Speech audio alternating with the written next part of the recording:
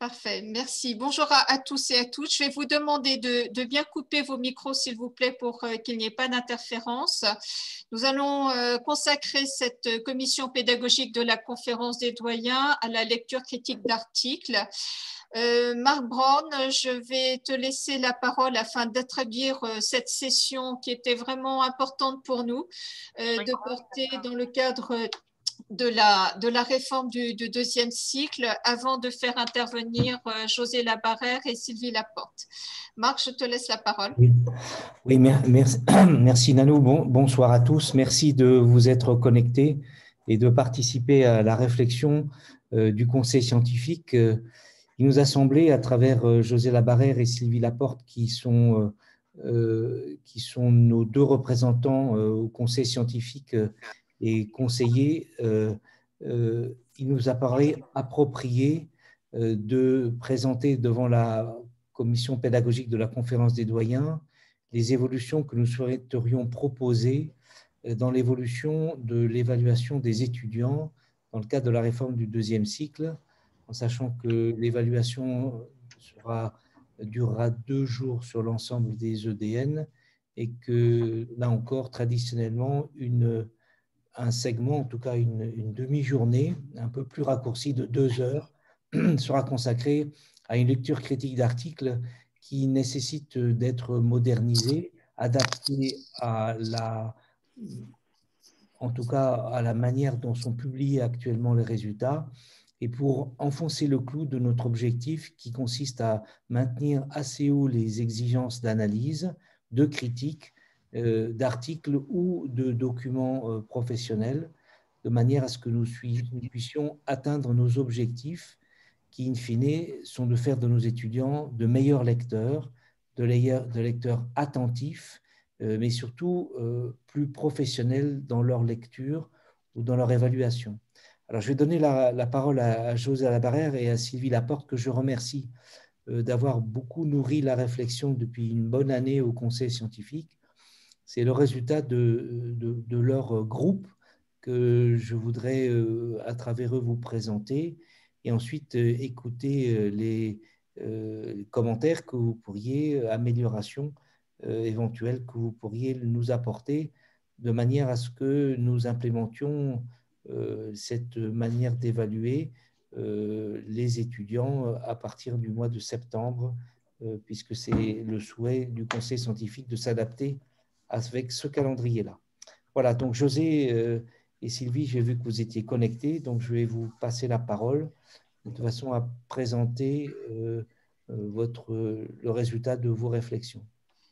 Juste une petite question qui souhaite être posée par un de nos collègues. Est-ce que ça peut attendre après la présentation de la LCA, ou est-ce que vous souhaitez la poser avant? Oui, merci beaucoup de me donner la parole. C'est une question un peu plus générale et une réflexion. Et j'aimerais quand même qu'on profite d'être tous ensemble ici, les responsables R2C, pour pouvoir en discuter.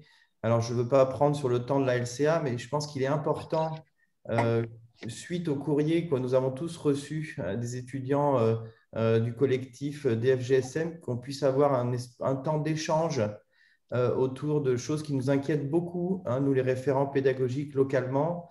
Je peux prendre 2 points. Hein. C'est juste, je vais vous interrompre tout de suite parce qu'aujourd'hui, c'est une réunion de la commission pédagogique et pas une réunion des référents R2C. Ce qui veut dire que là, j'entends parfaitement votre question. On va déjà commencer le programme qu'on s'est fixé de la LCA. Et si nous avons le temps, nous répondrons sur vraiment la réforme du deuxième cycle. Mais la commission pédagogique d'aujourd'hui vraiment tend à répondre aux questions autour de la lecture critique d'articles qui fait partie, je dirais, des épreuves des OCN qui vont évoluer grâce à nos étudiants de l'année de transition et qui, bien sûr, vont être utilisées, ces épreuves pour la LCA, dans le cadre de l'EDN. C'est pour ça qu'il n'y a pas que la réforme du deuxième cycle, et la question que vous posez, que j'entends parfaitement, on la débattra après. Donc là, je vais passer la parole à Sylvie Laporte et à José Labarrère. Vous pouvez partager l'écran si vous souhaitez utiliser un diaporama. Merci. Donc, bonjour à toutes et à tous. J'espère que vous voyez mon diaporama, là, le support, et que vous m'entendez. Oui, très bien. On t'entend, mais bon, le support, on ne le voit pas encore. Ah, moi, je vois le support et je t'entends. Parfait. Bon. Alors, bonjour à toutes et à tous. Donc, les travaux que je vais vous présenter ici avec Sylvie, mais avec d'autres collègues là, que je vais citer parce qu'ils sont présents pour la plupart d'entre eux, sont des travaux qui émanent d'un groupe qu'on a constitué, qui est effectivement fondé à l'origine sur les experts et le conseil scientifique des ECN et le conseil scientifique de l'internat. Et on a élargi ce groupe à 3 enseignants hospitalo-universitaires qui sont impliqués dans la lecture critique. Donc, la première personne que je vais saluer, c'est Michel Kuchtra, qui est PUPH à Lyon et qui est ici présent. Agnès de Chartres, donc, qui est PUPH en épidémio et qui est ici présente aussi. Pascal Stassini, je ne suis pas sûr de l'avoir vu, qui lui représente le Collège des enseignants en informatique médicale, le CIMES, et qui a donc participé à nos travaux plus sur les aspects statistiques.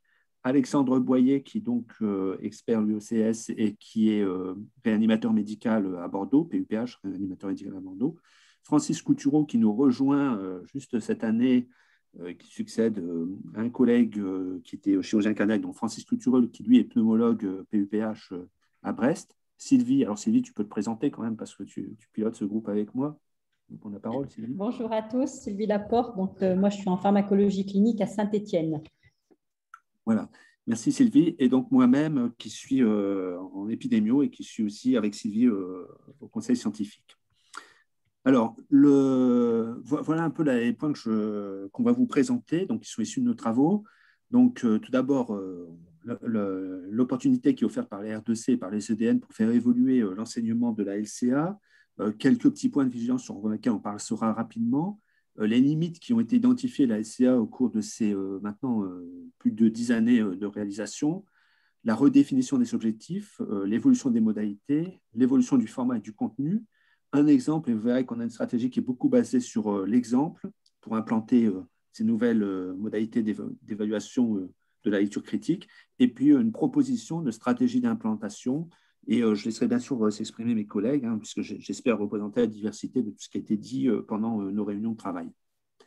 Alors, tout d'abord, il faut voir les EDN comme une impulsion pour l'évolution des objectifs de la LCA, des objectifs formatifs de la LCA, de l'enseignement de la LCA dans les UFR, du périmètre du contenu des épreuves, notamment les types d'études, puisqu'on est encore sur des choses qui datent, j'ai vu Damien Joly, que je salue ici, qui datent des référentiels ou des objectifs pédagogiques qui datent de la mise en place des ECN, donc la toute première année en 2009, donc il y a des choses qui ont évolué.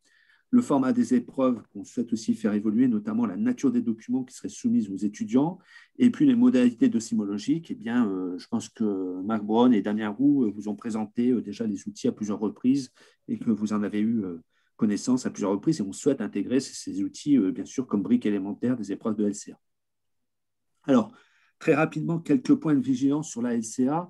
Je ne m'attendrai pas sur tout ça parce que c'est un peu une liste à l'après-vert, mais la LCA est une épreuve qui est sensible depuis sa mise en place, qui a toujours été vécue sensible parce qu'elle est extrêmement novatrice et encore aujourd'hui elle est novatrice. Elle est vécue de manière sensible par les étudiants pour plein de raisons différentes qui sont parfois valables, parfois un peu moins valables quand ils les font valoir. Bon, il y en a une qui tourne, on ne va pas se cacher la face autour de l'absence de référentiel officiel. Il n'y a pas un référentiel unique, il y a plusieurs référentiels qui coexistent. Et puis parfois, ce qui est vécu aussi, c'est l'aspect réflexif, qui est vraiment sans doute l'épreuve qui demande le plus de réflexion aux étudiants. Et nous, quand on est de l'autre côté de la barrière, on voit, donc je pense à Marc Braun, Damien Roux et moi-même, on voit quand on est de l'autre côté de la barrière que en fait, ce sont sans doute une des épreuves les plus intenses des ECN et que les 3 heures, on est très peu dérangé par des questions des étudiants parce qu'il faut lire 2 articles en 3 heures, répondre à 30 questions, et des questions qui sont des questions pas simplement de connaissances, mais des questions de réflexion. Et d'ailleurs, on voit aussi que souvent, la note à la LCA, c'est quelque chose qui est interprété par les étudiants. La note à la LCA est souvent inférieure aux notes aux dossiers cliniques progressifs, aux épreuves de dossiers cliniques progressifs, aux épreuves de QI. Et les étudiants l'interprètent à tort comme j'ai une moins bonne note en LCA, j'étais moins bien préparé dans ma fac.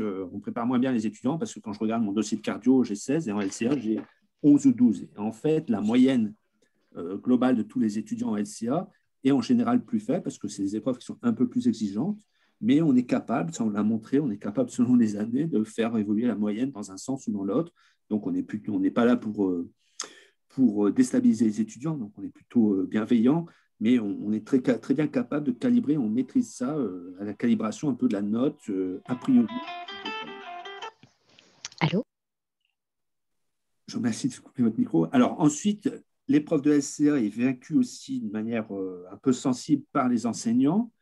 Parce qu'on est bien conscient dans notre groupe que les disciplines impliquées sont variables sur les UFR. C'est une épreuve transversale. Il n'y a pas un collège de LCA, comme il y a un collège de cardiologie, de médecine vasculaire. Là, il n'y a pas un collège de LCA. Il y a parfois, dans certaines UFR, un potentiel enseignant qui est limité. Il y a un niveau d'expérience des enseignants qui peuvent être variables selon les UFR, selon l'attirance. J'ai cité les personnes que j'ai citées sont les personnes qui sont naturellement attirées par la LCA, et j'en ai vu d'autres parmi vous là, qui sont naturellement attirés par la LCA et qui sont des gens expérimentés. Et qui ce n'est pas le cas dans toutes les facs, il faut en être parfois conscience, mais je pense que c'est le cas dans toutes les disciplines. On peut observer cette hétérogénéité dans toutes les disciplines. Et puis, c'est une épreuve qui est longue à élaborer. Le temps nécessaire à élaborer une épreuve est plus important que le temps nécessaire à élaborer un dossier clinique pour avoir fait les deux. Ça, je peux vous le certifier. Et puis enfin, les enseignants aussi sont parfois mal à l'aise avec toujours cette question autour du référentiel. Et on reviendra sur ça. C'est une question qui est au centre de nos discussions. Ensuite, du point de vue du CSG et du MESRI, je ne sais pas, si vous connaissez bien la LCA, vous vous souvenez des incidents. Et grand mérite à ceux qui ont supporté ces enseignants. En première ligne, ces incidents, en première ligne, Marc Braun, qui était à l'époque président des ECN. C'est bien sûr pas de son fait, ni du fait de nos prédécesseurs, mais c'est toujours une épreuve, et ça reste une épreuve à risque. Il y a une phase de reprographie, une phase de stockage, d'acheminement, de distribution. Je vous rappelle que c'est la seule épreuve qui a des éléments non dématérialisés aux ECN. Il y a un coût, donc il ne faut pas se leurrer, ça coûte très cher, l'imprimeur, la Brinks, etc. Et puis, il y a même à la dernière minute, il y a toujours au sein des facs, le jour des épreuves ou la veille des épreuves, des risques liés aux manipulations des articles, distribution des mauvais articles ou distribution trop précoce des articles, etc. Donc, c'est une épreuve très sensible. Alors, le contexte, il y a toujours une résistance au changement. Donc là, aujourd'hui, on va présenter, on en est bien conscient, un changement de paradigme de cette épreuve dans le fond et dans la forme. Donc, il faut y aller de manière prudente. Il faut accompagner les étudiants, il faut accompagner les enseignants. Et on est on a beaucoup discuté de ça. On a évoqué les stratégies et je laisserai tout à l'heure aussi mes collègues s'exprimer sur ces points. Bon, il y a déjà un collectif R2C, je pense que vous êtes déjà au courant de ça, sur le modèle collectif R1C. Donc, on arrive en plus dans une période compliquée pour tout le monde dans les facs. Et il faudra être vigilant, et ça, je compte beaucoup sur la conférence des doyens, sur la commission pédagogique, sur les enseignants impliqués dans les UFR, de ne pas servir de contrepartie dans d'éventuelles négociations pour la mise en place de la R2C. Alors, maintenant, si on arrive au fond, sur les épreuves. Donc ça, ce sont des diapos, c'est une analyse qu'a fait Sylvie, donc je pourrais la laisser parler, mais peut-être je me permets, Sylvie, de continuer. Donc, il y a une première chose, c'est la contrainte qui est liée au format. Le format n'est pas forcément adapté à l'exercice, mais c'est une constatation qu'on a fait aussi pour les DCP. 15 questions, c'est trop pour les DCP souvent, et 15 questions, c'est aussi trop souvent pour la LCA, et ça incite à une dérive vers l'hypercriticisme. En fait, on poser 15 questions sur un article, on arrive finalement à poser des questions de méthodologie de plus en plus pointues et souvent sans intérêt, ou des questions sur les aspects statistiques, et ce n'était pas la finalité initiale de la LCA. Ensuite, dans la sélection des articles, on va choisir des articles s'il y a matière à 15 questions, et pourtant, il peut y avoir des très bons articles dans lesquels on n'a pas forcément matière à poser 15 questions, mais sur lesquels il y a un problème de biais majeur important à détecter. Cet article ne serait malheureusement pas choisi parce qu'on ne trouve pas matière à poser suffisamment de questions. Donc ça, c'est un peu une dérive qu'on a tous notée dans notre pratique. Et puis ensuite, il y a le champ des articles est limité. Par exemple, on exclut les revues systématiques et les méta-analyses alors que c'est un type d'étude secondaire qui a une place croissante dans les revues médicales scientifiques avec un haut niveau de preuve. On exclut toutes les sources secondaires d'informations scientifiques. Et puis, parfois, on ne fait pas non plus le lien avec la compréhension des recommandations de pratiques cliniques qui sont issues de l'information scientifique. Donc, tout ça, en partant de ce constat, on est revenu aux fondamentaux de la LCA tels qu'ils étaient voulus par notre prédécesseur en 2003, lorsqu'on a commencé à mettre en place cet enseignement dans les facultés. Et l'objectif initial, je vous le rappelle, c'était de donner les armes à des médecins, à des futurs médecins, pour juger des nouveautés ou d'innovations médicales, qu'elles soient thérapeutiques, diagnostiques, pronostiques ou épidémiologiques. Donc, le but n'est pas d'en faire des méthodologistes de haut niveau qui iraient travailler directement dans les CIC, mais de faire des médecins praticiens dans toutes les disciplines. Alors, en particulier, on visait à outiller à l'époque les médecins pour décrypter l'information promotionnelle qui est relative aux nouveaux traitements, aux tests, pour que leur pratique évolue vers la médecine fondée sur l'épreuve. On visait aussi à identifier les résultats de la recherche, donc savoir identifier des résultats de recherche qui ne sont pas suffisamment valides ou qui sont suffisamment valides pour faire évoluer les pratiques cliniques, et puis savoir s'approprier des recommandations pour la pratique et en faire un usage raisonné auprès des patients. Un autre objectif, c'était de savoir faire le tri au sein d'une littérature qui est abondante et qui enrichit de documents de sources secondaires, parfois promotionnels ou parfois médiatisateurs, et puis ensuite de donner les armes pour les étudiants et pour les futurs praticiens à contre-argumenter vis-à-vis d'arguments fallacieux. On a eu, je ne vais pas revenir, mais sur toutes les polémiques récentes autour de la Covid. Alors, voilà l'évolution des modalités qu'on va proposer. Une première modalité, donc Marc en a déjà dit 2 mots. La première chose, c'est autour de la durée de l'épreuve. Donc, si on prend actuellement, sur le format ECN actuel, on a des épreuves qui durent 3 heures, qui sont positionnées actuellement en avant-dernière position et qui ont une pondération de 10%. Ce qu'on proposerait pour les EDN, c'est de réduire un peu la durée de cette épreuve, bien sûr, en réduisant le nombre de questions qui va avec. La position de l'épreuve reste à définir, et puis la pondération, bien sûr que quand on porte la LCA, et on trouve ça très important, et donc on souhaiterait qu'elle prenne un peu plus de poids qu'actuellement, puisqu'il était prévu déjà en 2003 qu'elle prenne une part progressivement croissante dans la note globale que les étudiants ont aux ECN. Alors, je vais venir maintenant à l'évolution du format et du contenu. Donc, je vous propose de vous concentrer sur la colonne de gauche d'abord. C'est la période actuelle, où actuellement on a 2 articles scientifiques avec une précision qui disait dans l'arrêté qu'il fallait qu'il y ait un article, on va dire, de recherche clinique et qui est interprété comme un essai clinique. C'est ce qui explique qu'actuellement, les étudiants ont systématiquement, sur les 2 articles, un essai clinique. Et puis une autre étude qui était vaguement définie comme physiopathologique ou d'un autre type, et c'est ce qui explique que le 2e article peut être au choix du conseil scientifique et des experts, et du tirage au sort notamment, une étude épidémiologique ou une étude d'évaluation des performances d'un test diagnostique, ou du moins une étude d'un autre type, ou physiopathe. Ensuite, on avait 2 fois 15 questions. Chaque article était accompagné de 15 questions, enfin de 13 à 17 questions pour un article. Et puis le format est un format progressif.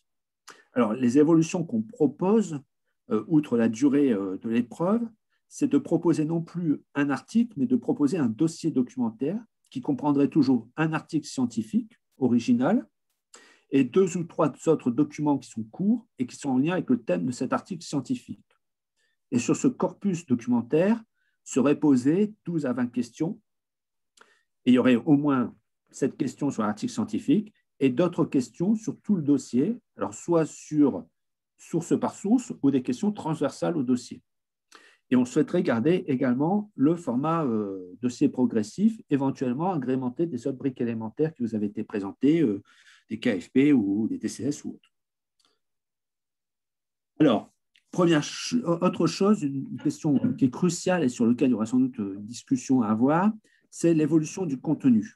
Donc, le contenu, on souhaite le faire évoluer. Je vous en ai déjà dit 2 mots sur les schémas d'études. Et je vous présenterai un exemple juste après qui a été préparé par Michel Bouchra et Sylvie Laporte. Donc, actuellement, les schémas d'études, je vous les ai cités, ce sont des essais randomisés, des études épidémiologiques, des études originales épidémiologiques, essais randomisés ou tests diagnostiques, évaluation des performances d'un test diagnostique. On souhaiterait pouvoir inclure d'autres schémas d'études, pas forcément les schémas d'études hybrides, etc., mais plutôt, ce serait possible, mais notamment, je vous en ai déjà dit 2 mots, les revues systématiques, les méta-analyses, toutes ces choses-là qui sont actuellement au programme des ECN dans des items, mais qu'on n'a pas mis en LCA parce qu'en LCA, on ne poserait pas un article intégral de revue systématique. Ça nous paraîtrait sans doute trop ambitieux et décalé par rapport aux objectifs de la LCA, mais dans les sources documentaires, on pourrait mettre une revue systématique. Ensuite, Il faut faire également évoluer les éléments de méthodologie, puisque la méthodologie qui est décrite dans les objectifs pédagogiques qui avaient été élaborés à l'époque entre 2003 et 2009 par les prédécesseurs date de 2003 à 2009. Et vous avez vu que dans la littérature médicale, les schémas d'études, la méthodologie a évolué, notamment dans les essais cliniques. Il y a beaucoup de choses qui ont évolué. Et donc, aujourd'hui, il faut prendre en compte ces évolutions, puisqu'on demande aux étudiants de lire des articles. On ne peut pas leur demander aujourd'hui de savoir lire juste une étude cas témoin conventionnelle classique, alors qu'on retrouve dans les très grandes revues des études hybrides ou des scores de propension, au moins savoir ce que c'est, etc. On ne demande pas d'apprendre ce qu'est un score de propension, mais de savoir que ça existe et savoir l'interpréter. Et puis, les situations cliniques également ont évolué. Vous avez fait évoluer vos référentiels. Il faut que nous, on colle aussi dans le choix des thématiques cliniques sur les évolutions que vous avez faites dans vos référentiels. Alors, la question du référentiel de connaissances, qui pourrait être débattue après, ce serait d'utiliser les fiches LISA qui existent. Le socle de connaissances serait les fiches LISA qui existent actuellement, enfin qui sont en cours de rédaction, et également le classement des items en rang A et rang B, puisque les collèges ont proposé dans les fiches des hiérarchisations des connaissances. Et donc, l'épreuve de LCA devrait exiger comme connaissance fondamentale ce qui est dans ces objectifs pédagogiques, dans ces items de rang A et rang B et dans les fiches LISA. Alors, je vais vous présenter un exemple et après, je vous présenterai une stratégie d'implantation. Alors, l'exemple, Michel est là. Est-ce que Michel, tu veux prendre la parole? Parce que il est de ta composition, sinon je pourrais le faire, mais si tu veux, tu peux le présenter.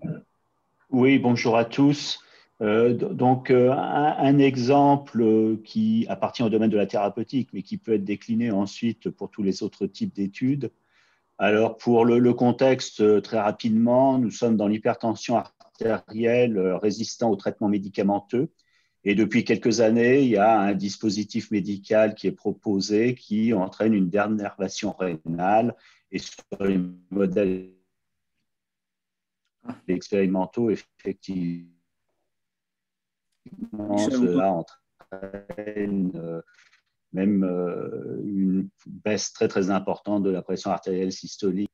Donc, ce que l'on pourrait proposer aux étudiants, c'est qui est en ouvert et qui conclut au bénéfice de l'intervention de la dénervation rénale.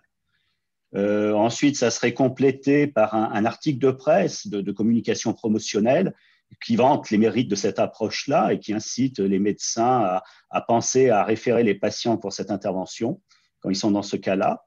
Et puis, le troisième article, ça serait un résumé, par exemple, d'une étude ultérieure, un essai randomisé aussi, comme la première, en double aveugle, et qui, là, bien entendu, conclut à l'inverse de la première étude, qui n'arrive pas à mettre en évidence un bénéfice de la dénervation rénale. Donc, vous voyez tout de suite que le socle de ces trois papiers, c'est d'interroger les étudiants sur comment correctement évaluer cette étude en ouvert et ensuite de faire le parallèle, d'expliquer pourquoi dans l'étude en double aveugle, le bénéfice n'est pas retrouvé et de les faire conclure aussi peut-être à l'intérêt des études en double aveugle et au fait qu'ils attendent des études en double aveugle pour décider pour la pratique ou pour que ces traitements rentrent dans les stratégies thérapeutiques et qui permettraient de relativiser le message promotionnel de l'article 2. Et on pourrait terminer, mais c'est optionnel, ce n'est pas forcément 4 papiers par dossier, on pourrait terminer aussi sur les recommandations qui ont intégré la deuxième étude et faire discuter, travailler, réfléchir les étudiants sur l'évolution entre la première version basée sur la première étude et la deuxième version. D'autres cas de figure, ça peut être d'introduire des études observationnelles qui évaluent les mêmes traitements, qui donnent des résultats contradictoires, de mettre des méta-analyses, etc. Voilà pour cet exemple. Merci Michel, je te redonnerai la parole après. Donc, je continue dans la présentation, là, suite à l'exemple. Alors, on a d'autres exemples en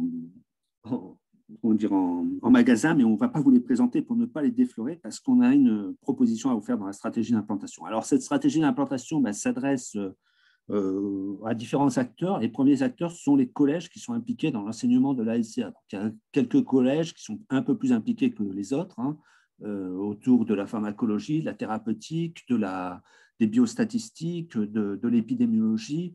Bon, c'est l'essentiel, mais j'en oublie sans doute. Et donc, on a identifié déjà, pour la plupart des collèges, un référent qui était notamment une des personnes que j'ai citées tout à l'heure, qui sont pour certains présents ici. Ensuite, ce qu'on souhaiterait vraiment, c'est pour répondre à cette inquiétude des étudiants d'une hétérogénéité de formation entre les UFR, on souhaiterait avoir un référent LCA par UFR, au moins dans la mise en place de la réforme, c'est-à-dire pour l'année ou les 2 années qui viennent, là, pour s'assurer qu'on est tous, on véhicule tous les mêmes messages et qu'on est tous au même niveau de progression et d'implantation des études. Alors, la stratégie qu'on propose, et plutôt que proposer une stratégie par référentiel, c'est de proposer une stratégie par exemple, qui sont des épreuves qu'on mettra à disposition des UFR sur la première année, et accompagné de tutoriels enseignants. Donc, les tutoriels enseignants, Michel en a fait un déjà tout à l'heure, auparavant. Je vais vous le présenter après dans ses grandes lignes, il en dira sans doute 2 mots. C'est pour ne pas tomber dans le travers d'un référentiel qui serait opposable et qui nous contraindrait, nous, conseils scientifiques ou experts, à finalement faire des épreuves de LCA avec un référentiel sur les genoux en se disant, mais là, on sort du référentiel, on est en référentiel, etc.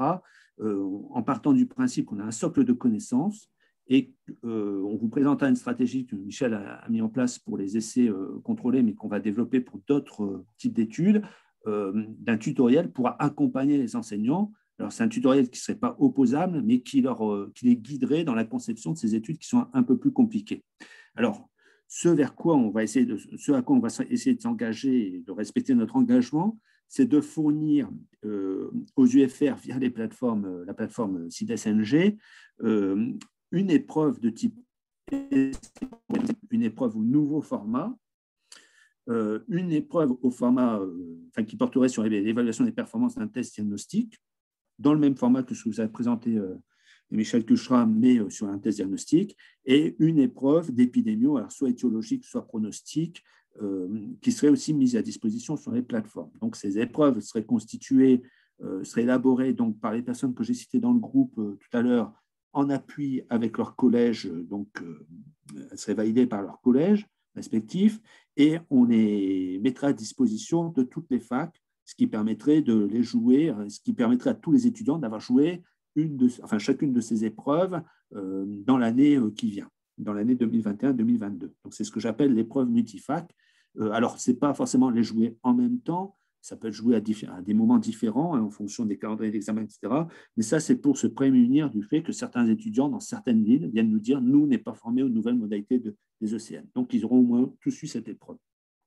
Le tutoriel enseignant, c'est pour répondre à la demande des enseignants, éventuellement des étudiants, mais ça s'adresse plutôt aux enseignants, de finalement jusqu'où on doit aller dans les connaissances qui sont attendues, dans la nature des questions, surtout dans la finesse des questions, et pas retomber dans des dérives où on demande des choses très compliquées sur, alors Michel vous le dira mieux que moi, mais sur la randomisation par bloc ou je ne sais quoi, et finalement, ce sont des questions trop pointues pour un praticien. Alors, ça, c'est un résumé d'un exemple tutoriel enseignant que Michel nous a proposé. Alors, comme je l'ai raccourci, etc., je peux te laisser la parole, Michel, mais si tu veux, sinon, je peux le commenter. Enfin, j'ai repris ton document là, que tu nous avais proposé, comme tu souhaites. Je te propose que tu le commentes, vu qu'il a été un petit peu modifié, je le découvre. OK.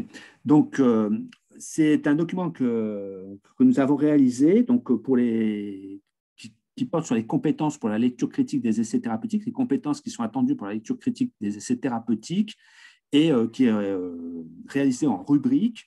Et dans chacune des rubriques, en fait, on donne les objectifs pédagogiques qu'on attend et qui sont à destination des enseignants qui vont concevoir ces nouvelles épreuves. Donc, la première chose, c'est rappeler, donc, on connaît tous Michel sur son enseignement qu'il fait sur la lecture critique des articles médicaux. Donc, c'est resituer le contexte, quand et pourquoi les médecins lisent des essais thérapeutiques, et c'est surtout pour éviter justement les dérives vers des connaissances qui seraient trop pointues ou des questions qui seraient trop pointues.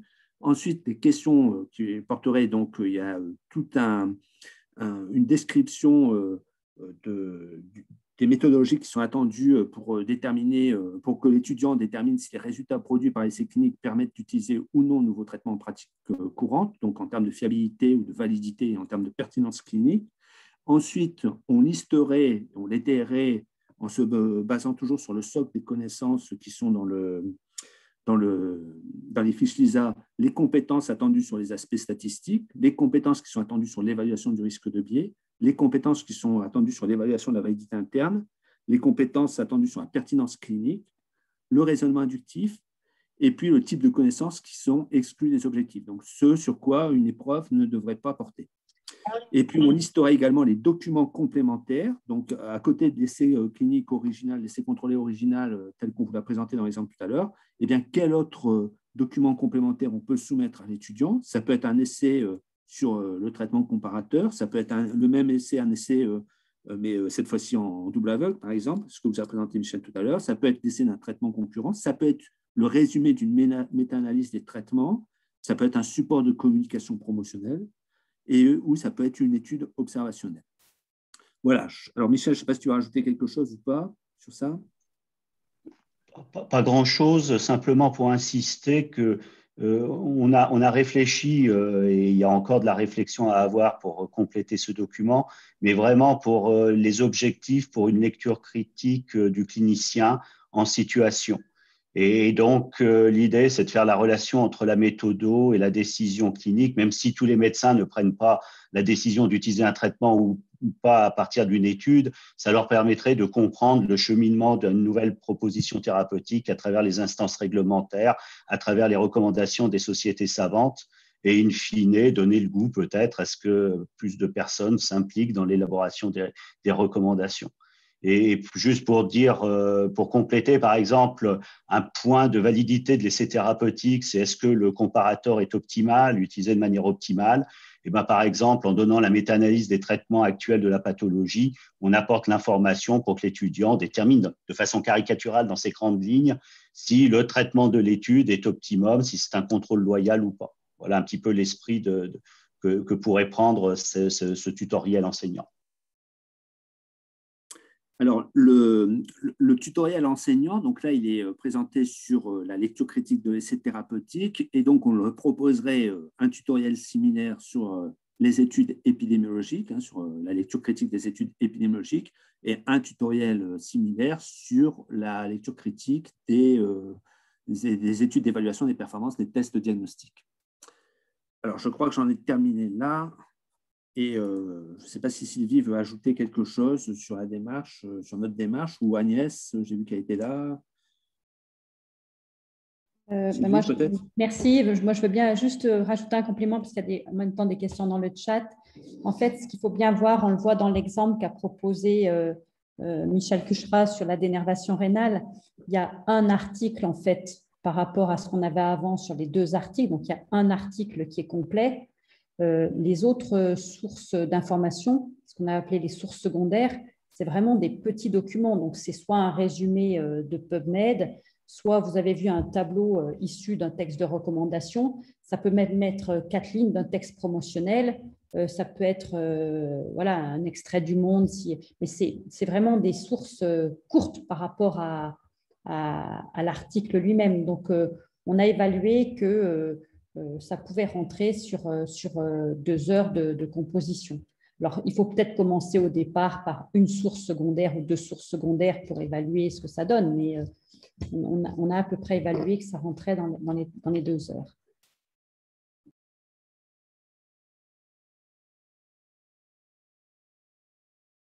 Je crois qu'il y avait Agnès avec nous, Agnès de Chartres. Je ne sais pas si elle veut prendre la parole, j'ai vu qu'elle était là.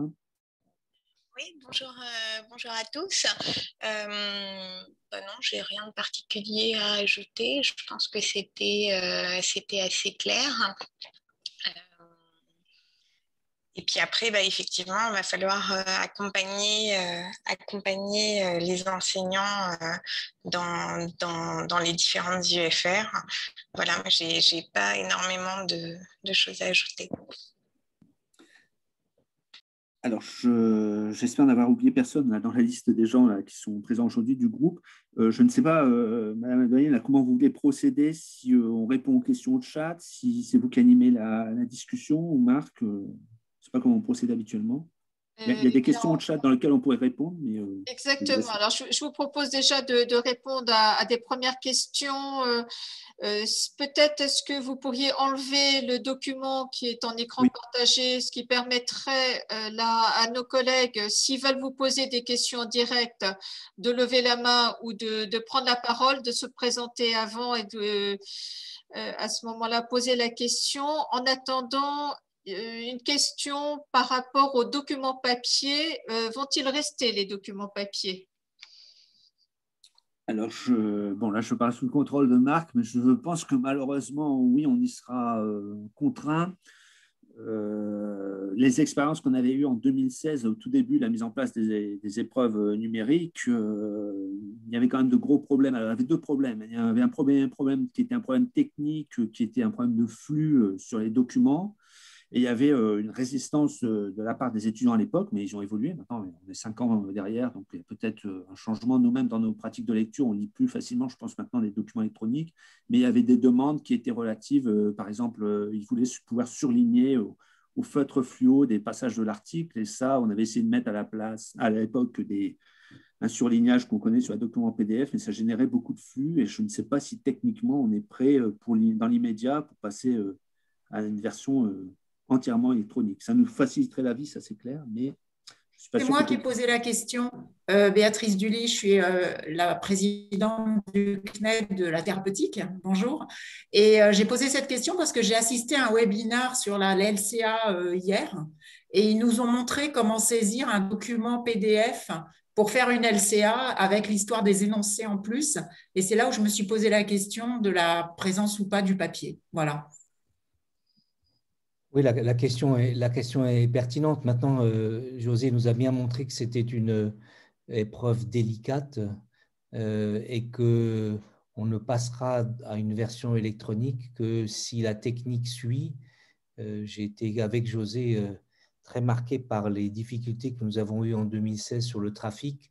Si les évolutions des plateformes d'administration des EDN sont comme elles le seront, orienté vers un trafic beaucoup plus local, l'ensemble des informations étant stockées dans l'iPad, on pourra peut-être, si la technique évolue, envisager un jour de dématérialiser la totalité de l'épreuve.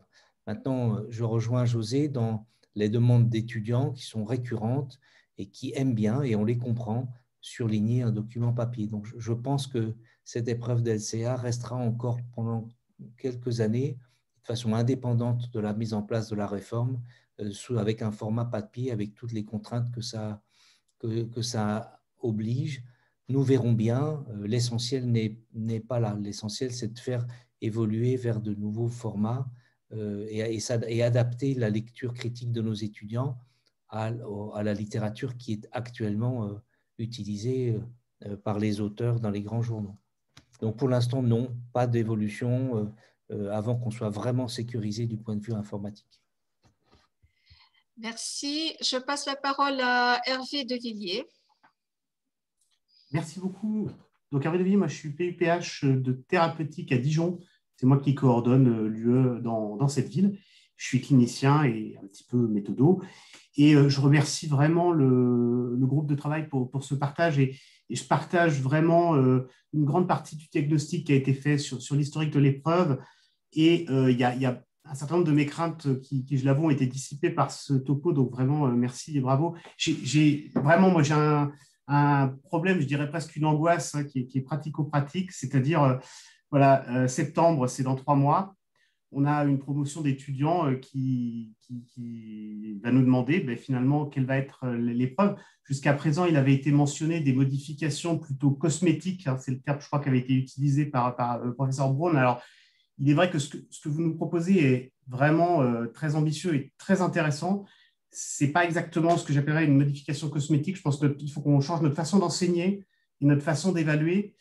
Alors, je salue l'initiative d'un collectif entre les facs, entre les collèges, pour qu'on fasse ça tous ensemble et, je dirais, la main dans la main.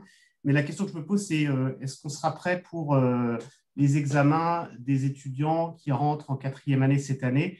Parce que je suppose que, bien sûr, ça ne s'applique pas pour les étudiants qui sont en 5e année et qui ont déjà eu une année de formation à la LCA, je dirais, ancienne formule. Voilà. Donc, je voulais juste partager, parce qu'on est tous, bien sûr, très pris. La LCA, dans chaque ville, ça repose sur un petit groupe d'enseignants. On a tous 7 examens à préparer par an avec les rattrapages pour la LCA. Donc, voilà, je suis un peu inquiet par cette révolution qui est sûrement pour le mieux, mais je ne me sens pas d'attaque pour septembre. Je vous le dis en toute honnêteté, puisqu'on se parle librement. Et voilà. Mais je remercie néanmoins tout le travail et je ne voudrais pas du tout que ce soit un commentaire négatif. Voilà.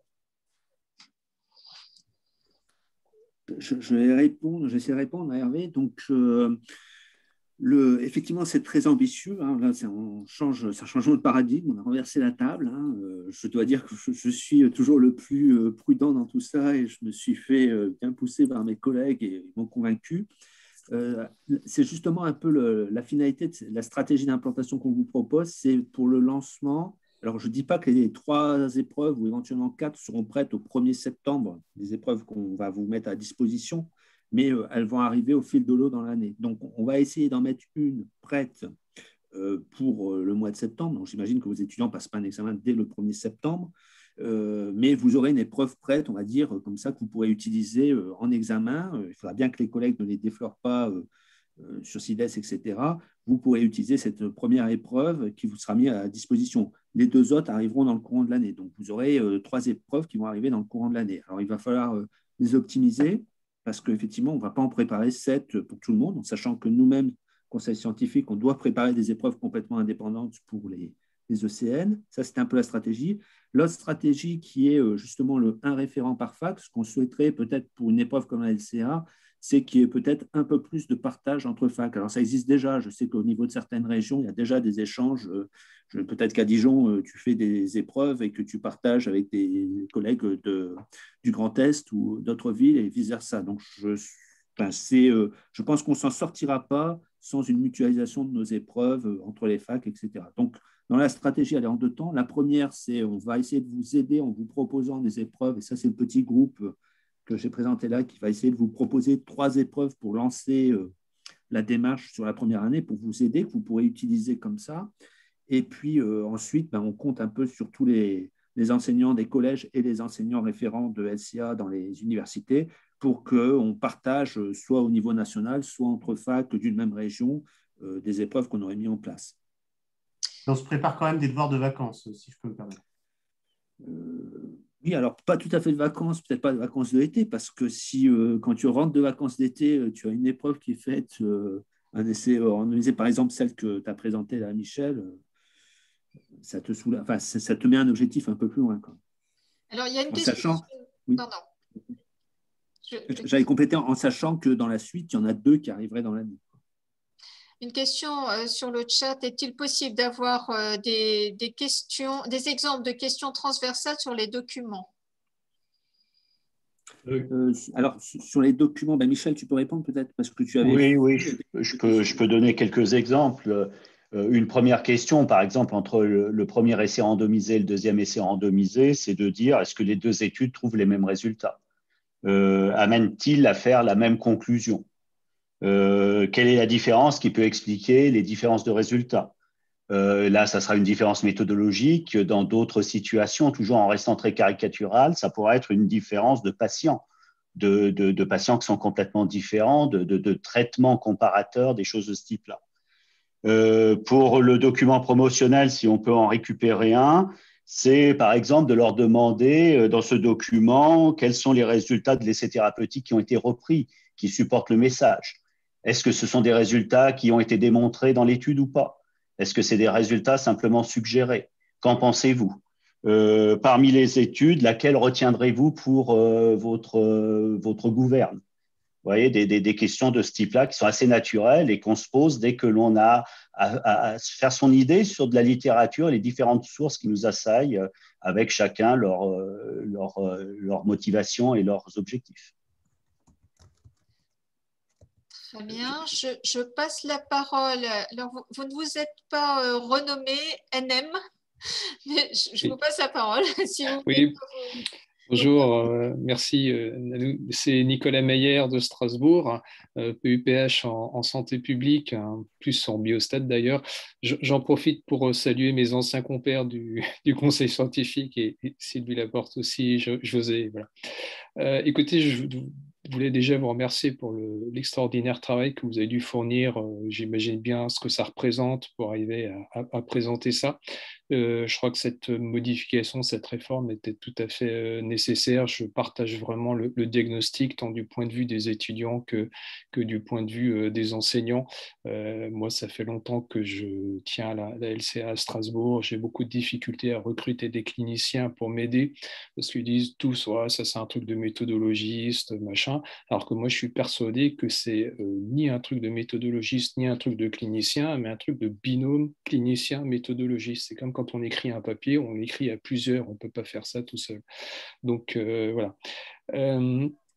Alors, bon, il y a effectivement peut-être le problème du timing et d'implantation de tout ça dans nos facs, parce que ça veut dire qu'il va falloir quand même changer pas mal nos enseignements.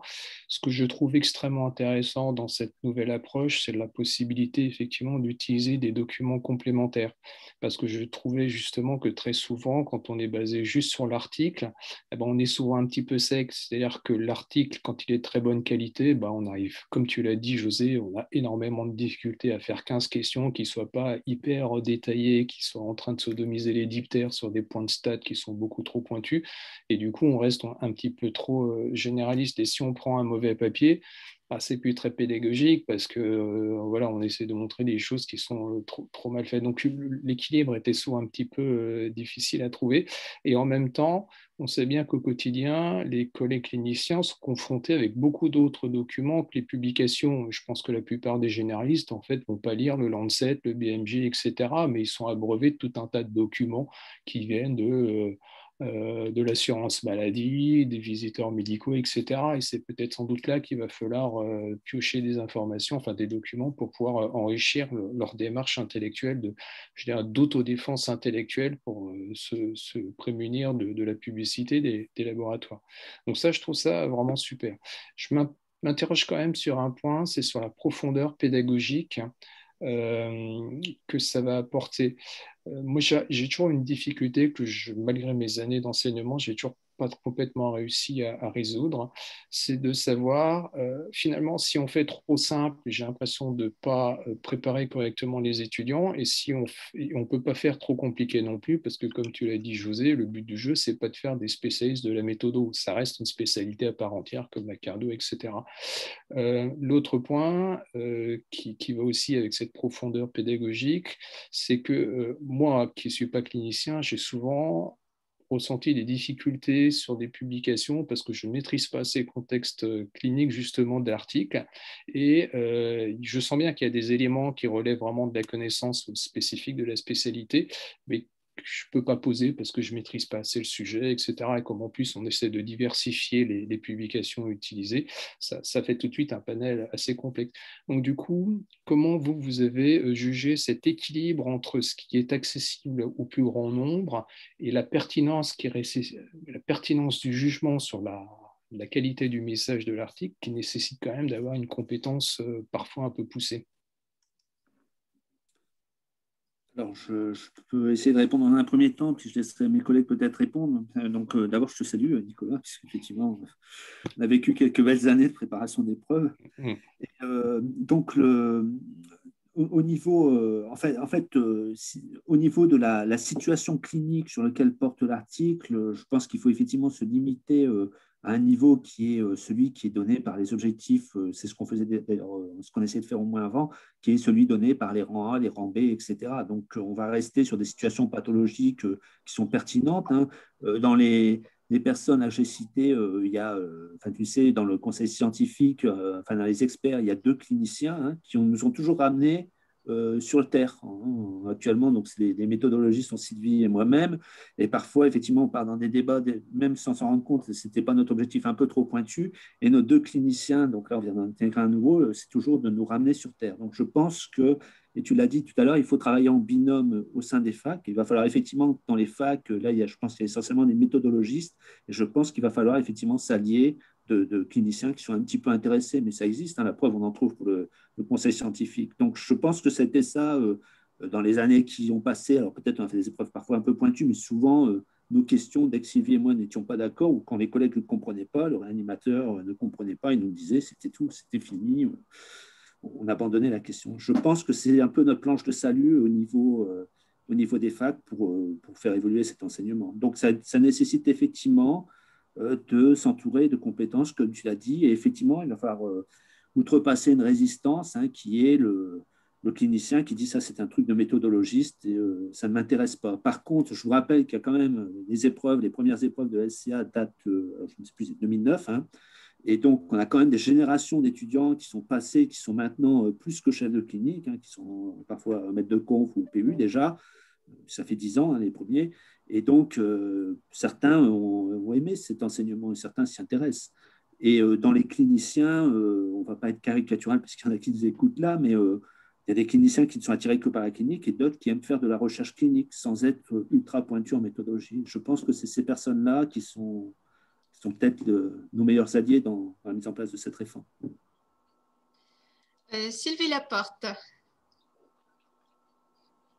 Merci beaucoup. Je voudrais juste rebondir sur les quelques inquiétudes concernant les devoirs de vacances que j'entends par rapport aux commentaires qui sont faits, au calendrier qui est court. On a tous, quand on fait des ateliers de LCA dans nos UFR, j'allais dire un petit dossier tout prêt pour la rentrée, pour préparer nos étudiants à des ateliers de LCA. Bon. En fait, ce qui nous inquiète, c'est de se dire qu'il faut tout recommencer cet été. Ce n'est pas tout à fait exact. On a beaucoup d'articles qu'on a déjà en conférence interne, sur lesquels, en reprenant l'introduction, on peut trouver, ou en discussion, on peut trouver 1 ou 2 articles associés où on fournirait que le résumé. Des articles où finalement, ça a fait polémique, il suffit de se mettre sur le Internet et de trouver ce qui est tombé à ce moment-là. Et souvent, vous n'avez pas choisi des articles qui sont au fin fond d'une revue et dont jamais personne n'a entendu parler ou quoi que ce soit. On a souvent essayé de partir sur des articles qui avaient une plus grande amplitude. Et en fait, rien qu'en étayant ce qu'on a déjà dans nos banques personnelles, on arrive à se rapprocher de l'idée. Ce qui va être modifié, c'est le contenu de la question et les contenus des questions. Mais j'allais dire les questions de base sur, est-ce qu'on a un risque de faux positif dans cette étude et pourquoi, qu'est-ce qui est mal conduit et qu'est-ce qu'il aurait fallu faire ou quel est l'intérêt de cette nouvelle étude par rapport à l'ancienne qui avait été publiée. Ça va être nouveau, certes, mais on a quand même des questions de base qui vont rester. Donc, on a quand même un socle sur nos banques personnelles pour pouvoir avancer sur l'année qui vient. Merci. Alors, l'évolution là qui est proposée de l'épreuve de LCA concerne les EDN, les épreuves dématérialisées nationales, ce qui veut dire que cela concerne les étudiants qui vont entrer en 4e année d'EFASME 1 en septembre 2021. Marc, tu confirmes? Oui, je voudrais confirmer. J'ai vu passer des questions. Alors, les ECN... les ECN 22, évidemment, ne sont pas affectés. L'année intermédiaire, compte tenu de la brièveté et de l'importance de ce que nous proposons dans l'orientation nouvelle de la LCA, nous ne serons pas concernés non plus. Ce que nous aimerions, c'est commencer progressivement. Et ce que je vous propose, parce qu'on est tout à fait conscient de l'importance de la tâche et du temps resserré que nous avons, c'est que nous proposions pour la rentrée la réflexion du conseil scientifique pour introduire progressivement de nouvelles modalités au fur et à mesure des années et de ne pas mettre l'ensemble des évolutions qui vous ont été proposées d'emblée dans le panier des enseignants et des étudiants. Donc, ce qu'on va vous proposer, c'est d'introduire les choses progressivement de façon à ce qu'il y ait une acceptation plus facile. On préfère réussir le fond plutôt que de précipiter l'introduction de ces nouvelles modalités au cours chez les étudiants. Donc, vraisemblablement, des premières petites modifications sur lesquelles on pourra toujours discuter et les mettre en œuvre pour les EDN 23, puis ensuite de nouvelles pour les EDN 24 et ainsi de suite. Ça permettra certainement d'acculturer un nombre croissant d'étudiants et d'enseignants pour sur cette épreuve dont vous avez compris. Je remercie Nicolas Meyer de ses remarques favorables parce qu'elles répondent véritablement à une nécessité d'adaptation aux nouvelles modalités. Le dernier point concerne l'évaluation et les modalités d'évaluation. Toutes les briques, tous les formats docimologiques qui sont ceux de la réforme seront potentiellement utilisables à l'occasion d'une analyse d'un article, d'un dossier professionnel. Bref, on retrouvera la liberté d'utiliser le format, de cliquer sur des éléments particuliers, par exemple d'un tableau, si l'on cherche à exploiter la fonction zone, par exemple. Bref, on aura une plus grande diversité pour mener les étudiants là où on voudrait, c'est-à-dire nos objectifs de critique raisonnée d'un papier ou d'un document scientifique ou professionnel. Merci. Je passe la parole à Béatrice Dully-Bouanic. On ne vous entend pas. Il faudra activer votre micro. C'est bon, c'est activé. C'est activé. Donc, merci, excusez-moi. Donc, comme vous avez pu le voir, je voulais répondre à Monsieur Labarère, que je n'ai pas la chance de connaître, mais moi, je suis à Toulouse et je suis la présidente du collège, comme je l'ai dit, de la thérapeutique. Et il y a pas mal de thérapeutes qui sont connectés pour vous écouter, parce qu'au niveau des facultés, nous sommes finalement très impliqués dans la LCA. Et Hervé est l'un d'entre eux. Et c'est vrai que je me demandais si, au niveau national, vous avez un groupe qui travaille, Sylvie y est d'ailleurs, et j'aurais bien aimé que les thérapeutes, vous le savez, M. Braun, soient représentés aussi au niveau national pour éventuellement vous aider à faire des dossiers, puisque nous, on est le versant clinique. Et c'est vrai que le versant clinique, on a besoin du versant épidémiologique, méthodologique, parce que je ne suis pas sûre que moi, je sois la plus qualifiée pour faire l'enseignement des scores de propension. Voilà, donc je le fais officiellement, un peu aussi poussé par ma base qui me demande de faire cette démarche. Et sachez qu'on est tout à fait à votre disposition pour élaborer des dossiers et vous aider à mettre en place ces exemples au niveau national. Merci. Merci. Oui, bien sûr, je vous remercie. Effectivement, on vous sollicitera, on sollicitera au même titre qu'on a sollicité un membre expert émanant de chaque collège. Enfin, pas expert, je ne parle pas expert du CSCI, je parle expert de son petit groupe là, qui est externe au CSCI. Donc, effectivement, on vous sollicitera, on n'y manquera pas et je viendrai vers vous. Alors, si vous le permettez, je souhaiterais répondre à 2-3 questions là, qui étaient dans le chat auxquelles on n'a pas répondu. Il y avait une question d'Elisabeth Monet là, sur avez-vous testé les nouveaux dossiers dans certaines facs des enseignants et surtout auprès des étudiants? Donc, je laisserai s'exprimer Sylvie et Michel. Je ne sais pas s'ils en ont eu une expérience, mais on avait dans le groupe donc, Pascal Stassini, il y a peut-être des Niçois parmi vous, et Pascal Stassini utilisait déjà régulièrement un article original avec 2-3 résumés, par exemple. Donc, c'est des choses qu'on fait déjà pour certains d'entre nous. Je ne sais pas si Michel ou Sylvie avaient eu l'occasion de le faire dans leur fac, mais au moins Pascal le faisait. J'ai l'expérience de cela, par exemple, avec un essai de non-infériorité où je mettais dans l'énoncé d'une question les résultats de l'essai thérapeutique de validation du traitement contrôle pour les aider à déterminer si la limite de non-infériorité était acceptable ou pas.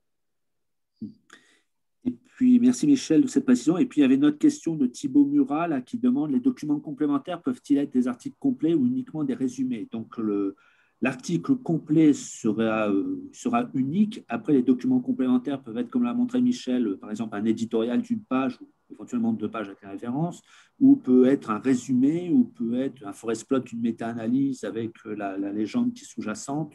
Voilà, mais il n'y aura pas plusieurs articles originaux puisqu'on réduit la durée de l'étude globale, la durée de l'épreuve globalement. Donc, on ne va pas mettre plusieurs articles originaux. Ça peut être également un extrait de recommandations pratiques professionnelles internationales, comme a montré tout à l'heure Michel. Merci de ces réponses. Alors, je vais passer maintenant la parole à Damien Joly. Merci. J'espère que vous m'entendez. Donc, je voulais faire quelques remarques. Alors, je pense qu'effectivement, il est nécessaire de dépoussiérer cette épreuve qui a été pensée il y a très très longtemps et qui a été négocié en 2008. Alors à l'époque, j'ai participé aux négociations avec les étudiants et je peux vous dire que la discussion a été vraiment très sévère et très serrée. On fait aujourd'hui, vous faites une proposition intéressante qui m'inquiète un tout petit peu quant à son format. C'est-à-dire que je pense que la réduction de temps et la complexification de l'épreuve sont deux choses qui me semblent un peu contradictoires et je pense que ça va beaucoup inquiéter les étudiants et les rendre particulièrement difficiles à convaincre du bien fondé de cette réforme. Ensuite, je dirais aussi que nous avons, grâce à un collègue et ami qui siège encore au CNCI, essayé de tester cette épreuve. Nous l'avons fait auprès d'une épreuve avec une épreuve d'entraînement sur nos étudiants de DEFASM 2. Je peux vous dire qu'ils ont été très, très inquiets. Donc, j'ai peur que si on veut aller trop vite, on se tire une balle dans le pied et que ce soit extrêmement défavorable, qu'on braque les syndicats étudiants et qu'au bout, on arrive à un échec. Donc, je pense, si j'étais à votre place, hein, mais maintenant, je suis âgé, et donc vous faites ce que vous voulez. Mon expérience me dirait qu'il faut prendre le temps de la réforme et ne pas vouloir aller trop vite. Et je pense illusoire de vouloir introduire ça dès septembre. Après, c'est à vous de prendre les responsabilités.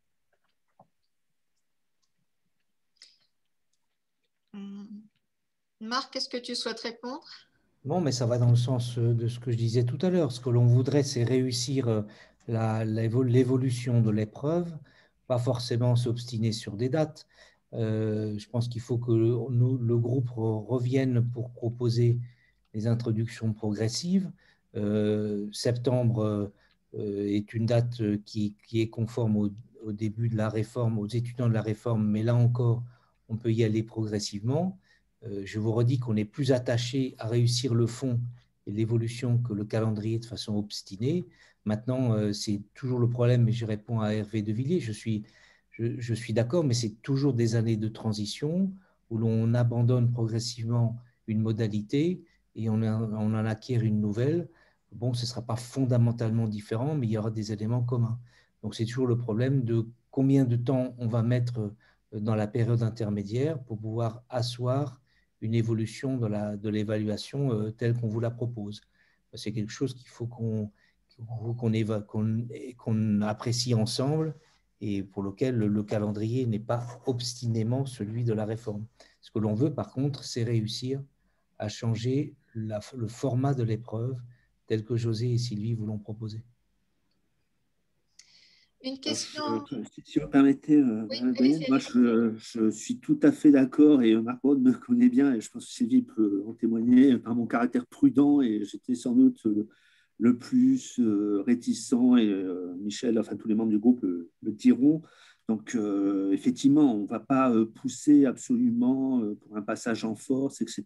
Je signale comme ça que je suis aussi vice-doyen formation et qu'en ce moment, je suis plongé dans les affres de la R1C. Et donc, effectivement, si je pouvais m'épargner cette deuxième épreuve, donc on ira très prudemment. Et je comprends les craintes de Damien Joly, qui était en première ligne à l'époque, hein, en 2003-2009, sur cette période de mise en place de la LCA, sur l'introduction de la LCA aux épreuves océanes. Je me souviens très bien de cette époque, j'étais très jeune, je me souviens très bien de la façon dont tu as dû manœuvrer pour faire accepter cette épreuve.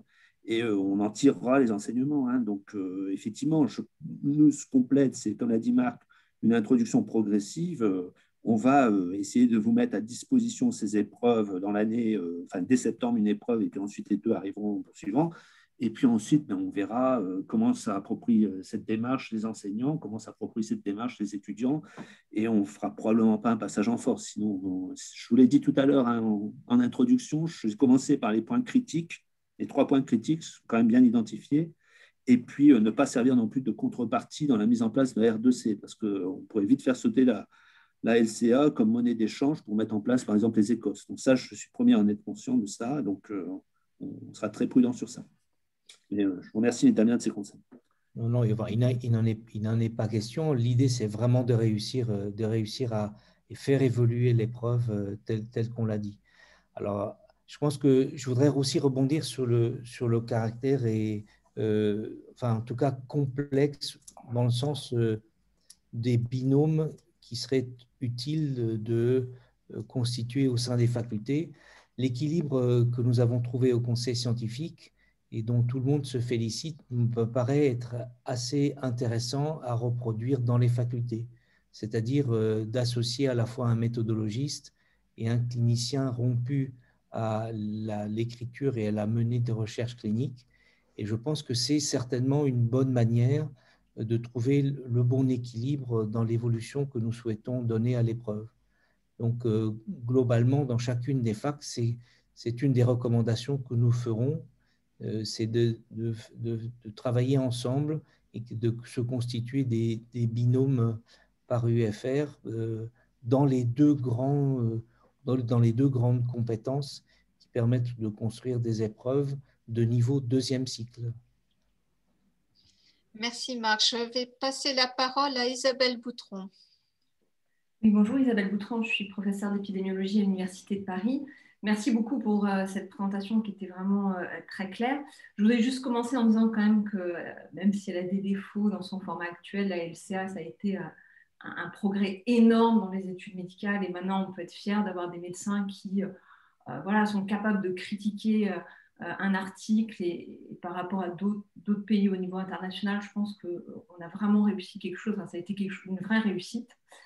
J'entends bien la nécessité de le modifier, mais je pense qu'il faut être extrêmement prudent parce que ce que vous veniez de dire, si ça se passe mal, il y a quand même un risque que ça tombe dans la réforme. Moi, j'avais des questions très pratico-pratiques, c'est-à-dire que si vraiment l'objectif c'est de commencer dès septembre, nous, ça nous oblige quand même à revoir complètement notre schéma d'enseignement. Et là, on a fait des programmes, on vient de faire des programmes, mais je pense qu'on va devoir les revoir complètement. Il y a quand même des thématiques, par exemple les méta-analyses qui n'étaient pas du tout enseignées, et je pense que c'est très bien que ce soit rajouté, mais je pense que ça implique quand même de rajouter de nouvelles formations qui vont être à prévoir, en tous les cas dans le schéma d'enseignement. Je sais que ce n'est pas forcément tout de suite l'année prochaine, mais en tous les cas, on a besoin d'avoir une vision globale de l'enseignement qu'on va fournir. De la même manière, le format d'examen, c'est-à-dire que là, j'entends bien, il y aura plusieurs documents, mais est-ce que ce sera toujours des QCM? Ce n'est pas du tout la même chose de répondre à des QCM, à des questions ouvertes. Et tout ça, c'est-à-dire que c'est des informations, si vous voulez qu'on le fasse en septembre, qu'on a besoin d'avoir demain, parce que c'est maintenant qu'on fait les programmes. Donc voilà, c'est ça mon inquiétude. Et si on les a en septembre, honnêtement, ça va vraiment nous mettre dans la difficulté. Alors, je vais répondre sur les plusieurs points. Alors, sur le format des questions, donc on va rester sur un format des questions qui sont les formats de questions qui correspondent aux briques élémentaires que vous a présenté Marc dans les autres, ou Damien Roux dans les autres sessions de cette commission pédagogique. Donc, ça peut être des questions à réponse multiple, ça peut être des questions à réponse unique type one single best answer, ça peut être, on peut aller jusqu'au KFP si on voulait, si ça s'y prête. Enfin, ça peut être du zoning, même éventuellement, si vous voulez. Bon, je ne suis pas sûr que ce soit le format de la question qui prime sur le fond, mais on peut utiliser tous ces types de questions. En tout cas, on reste quand même majoritairement sur des questions fermées. Ce n'est pas des questions rédactionnelles. On ne retombe pas dans les questions rédactionnelles qu'on avait jusqu'à 2016. Ensuite, la deuxième chose, sur les connaissances, donc j'insiste, le socle des connaissances est celui qui a été mis en place par les collèges. Donc, il n'est pas question d'ajouter de nouvelles connaissances. Et les méta-analyses, je crois même, je me demande même si ce n'est pas vous qui avez à l'époque traité la question des méta-analyses dans le référentiel du QS, par exemple, je ne sais plus si c'est vous ou quelqu'un de votre équipe, ou Agnès peut-être, enfin, je ne sais plus, c'est une d'entre vous. Donc, c'était déjà au programme, la méta-analyse, quelque part. Et là, on ne va pas demander de lire un article original de méta-analyse. On va demander d'interpréter, par exemple, un forest plot, l'hétérogénéité sur un forest plot, ou des choses comme ça. c'est des choses qui peuvent très bien tomber aujourd'hui aux ECN même de juin en QI. On a déjà fait tomber aux ECN blanches une QI sur un forest plot en demandant combien d'études, quelle est l'estimation synthétique de l'autre ratio, etc. Donc ce genre de choses, ou est-ce qu'il y a une hétérogénéité, etc. Donc ce genre de choses existent déjà dans les référentiels actuels, sans même parler de la réforme. Elles existeront aussi dans les référentiels à venir. Maintenant, ce qu'il faut faire, c'est intégrer ces questions-là dans des épreuves de LCA, effectivement.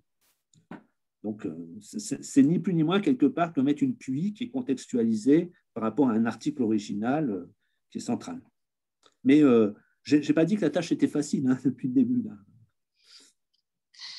Nous allons avoir l'avis d'une étudiante, puisque je vais passer la parole à Jeanne Dupont-de-Guigne. Oui, je vous remercie. Du coup, moi, juste quelques remarques qui vont principalement venir de réflexions d'étudiants du terrain. Aujourd'hui, l'enseignement de la LCA reste quand même très hétérogène, malgré le fait qu'elle se soit mise en place il y a déjà quelques années. Donc, bien sûr, on n'est pas fermé à des évolutions, mais effectivement, il va y avoir une période d'adaptation qui va être nécessaire pour les enseignants comme pour les étudiants. Et je pense qu'il faudra vraiment en tenir compte sur les premières années. Et je pense qu'il va peut-être être nécessaire effectivement de mettre en place des modalités progressives dont les étudiants puissent avoir connaissance rapidement, tout comme les enseignants bien sûr, de façon à ce qu'ils sachent voilà, si c'est un article principal et une ressource complémentaire en septembre 2023, que ça puisse être noté, que ça puisse être clair pour les étudiants et qu'ils ne se posent pas la question jusqu'au bout de savoir combien il y aura de ressources complémentaires, etc. Ensuite, très preneuse également, on est très preneur à la NEMF également des retours d'expérience parce que à l'heure actuelle, ça semble effectivement assez chargé sur 2 heures, autant de ressources complémentaires et autant de questions. Donc peut-être qu'effectivement les phases de test nous en diront plus, mais là encore une progressivité sur celle-ci qui semble indispensable. Et puis sur le côté programme, c'est aussi un retour qui nous est souvent fait par les étudiants. À l'heure actuelle, il y a eu des difficultés d'appropriation du programme parce que plusieurs types de supports d'entraînement cohabitent, etc., avec des fois des contradictions. Donc c'est vrai que quitte à réformer l'épreuve, peut-être que ça vaudrait aussi le coup d'avoir quelque chose de plus cadré et avec des items bien définis. Donc là, effectivement, si c'est quelque chose qui est présent dans le LISA, il faudra aussi s'assurer de la qualité et de la capacité des étudiants à s'approprier ces connaissances pour ensuite pouvoir les mettre en œuvre de façon concrète lors de l'épreuve finale. Écoutez, je vous remercie de toutes ces remarques qu'on a essayé d'anticiper et qui viennent nous conforter. La première chose, ce qu'on vous propose, quand on dit les 3 épreuves multifac, c'est justement pour que tous les étudiants de France aient accès déjà à 3 épreuves typiques au cours de leur première année. Elles ne seront pas toutes disponibles et on pourrait même, ça c'est plus pour soulager les enseignants, c'est que ces épreuves pour les étudiants donc, qui seront en 4e année, des FASM, eh bien, c'est que cette épreuve se substitue à l'épreuve facultaire habituelle de LCA qu'ont les étudiants au cours de cette année. D'accord ? Donc, normalement, vous aurez tous accès aux mêmes épreuves pendant la première année, à 3 mêmes épreuves identiques, soit dans le cadre de vos enseignements facultaires, soit éventuellement, si à la fin de l'année, au mois de juin, on voit qu'il y en a une qui n'a pas été utilisée par certaines facs, on la libérera pour qu'elle soit dans les annales et pour que vous puissiez tous y avoir accès. D'accord ? Ensuite, les tutoriels là, qui ont été présentés par M. Kuchera et moi-même, ces tutoriels, c'était justement, normalement, c'est pour guider les enseignants, d'accord, dans qu'est-ce qu'on doit mettre. En fait, c'est comment utiliser les connaissances SOC qui sont dans les fiches LISA. Les connaissances SOC dans les fiches LISA, on ne va pas revenir dessus. J'ai regardé, elles sont suffisamment détaillées, elles sont parfois pointues, d'accord. Et nous, c'est comment les utiliser, comment les contextualiser dans une épreuve. Donc, le tutoriel, c'est ça. C'est pas apporter des choses nouvelles, c'est de dire comment utiliser la p-value. Quelque part, il y a dans les fiches LISA la p-value, l'interprétation de p-value, etc. Mais nous, on va vous apporter comment l'utiliser. Alors, on va apporter ça à destination des enseignants. Ces tutoriels, de toute façon, je ne me fais aucune illusion, à partir du moment où on le mettra à disposition de tous les enseignants, il va bien sûr fuiter vers les étudiants. Donc, vous aurez aussi accès à ces tutoriels. Quelque part, vous verrez l'esprit de cette réforme. Voilà. Après, dans les documents sources, l'épreuve est faite pour durer 2 heures. Je vous ai dit, il y a 12 à 20 questions. Actuellement, c'est 3 heures il y a une trentaine de questions. On retire 10 questions donc, en 2 heures. Et ces questions, au lieu d'avoir 15 questions sur un article, vous aurez 7 questions qui seront autour de cet article et puis 7 autres questions d'interprétation plus générale. Voilà, donc l'épreuve dure, enfin le nombre de questions sera en rapport et la durée de l'épreuve sera en rapport, enfin le nombre de documents sources qui sera mis sera en rapport avec une épreuve de 2 heures. Mais la LCA est quelque chose, même actuellement, hein, et ça on en est bien conscient, Marc Braun et Damien pourront témoigner, c'est une épreuve où on voit que pendant les vraies épreuves des ECN, c'est une épreuve intense. Il y a une question sur le chat concernant les modalités de contrôle de connaissances. Est-ce que vous me confirmez qu'il n'y a pas besoin de toucher aux modalités de contrôle de connaissances telles qu'elles sont votées?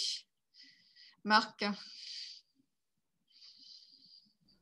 Tout dépend de ce que contiennent les modalités de contrôle de connaissances. Maintenant, l'évolution qu'on voudrait débuter avec vous à partir de septembre, à mon avis, je ne connais pas la rédaction telle qu'elle est faite dans les différentes facultés. Moi, c'est plutôt le format qui restera inchangé. Par contre, ce qu'il faut, c'est que le conseil scientifique vous revienne vers l'ensemble de la communauté avant l'été pour que nous vous proposions une marche à suivre cadrée, quitte à le faire de manière progressive et qu'on ouvre ensuite, au cours des années suivantes, des opportunités différentes d'évaluation. Donc, ce que l'on va vous proposer, c'est un calendrier sur 23, 24, 25, sur au moins 3 années pour introduire des modalités un peu nouvelles, en tout cas celles dans l'esprit qu'on vous a proposé. Et je ne pense pas que… Mais je ne connais pas la rédaction de tous les MCC, donc je ne peux pas m'avancer sur les MCC qui ont été votés, dont je rappelle qu'elles doivent être votées au maximum 1 mois après la rentrée. Donc, s'il y a des petites modifications qui s'avèrent nécessaires dans la rédaction que vous avez déjà votée, eh on vous fera des propositions. En tout cas, on fera, je crois qu'il serait utile que l'on avance de manière très progressive. Il y a une question sur les problèmes de copyright pour les documents annexes.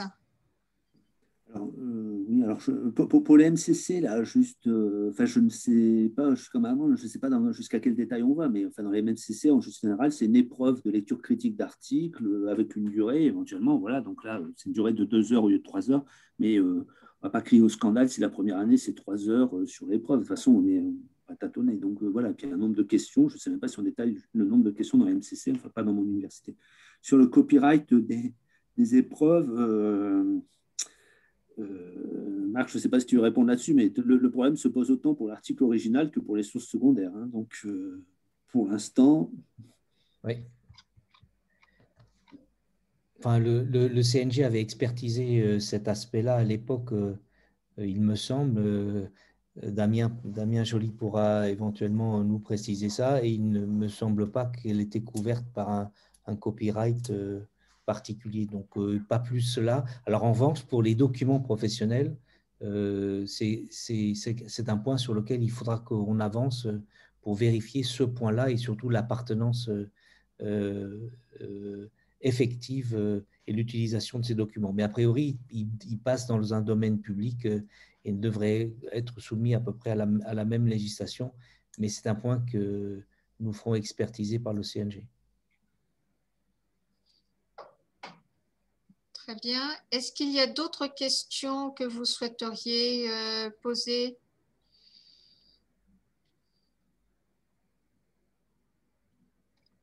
Est-ce que nous avons répondu aux questions du chat, parce qu'il y en a qui se recoupent nécessairement? Bon, je ne relis pas toutes les questions qui sont posées.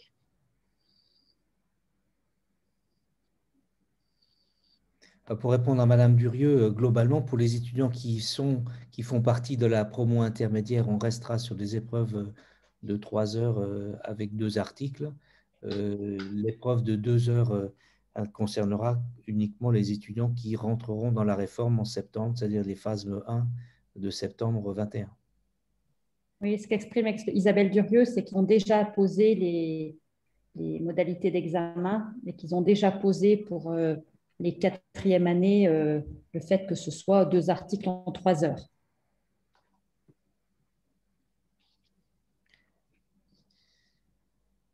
Bon, c'est une décision qu'il faudra qu'on prenne en conférence de doyens de toute façon.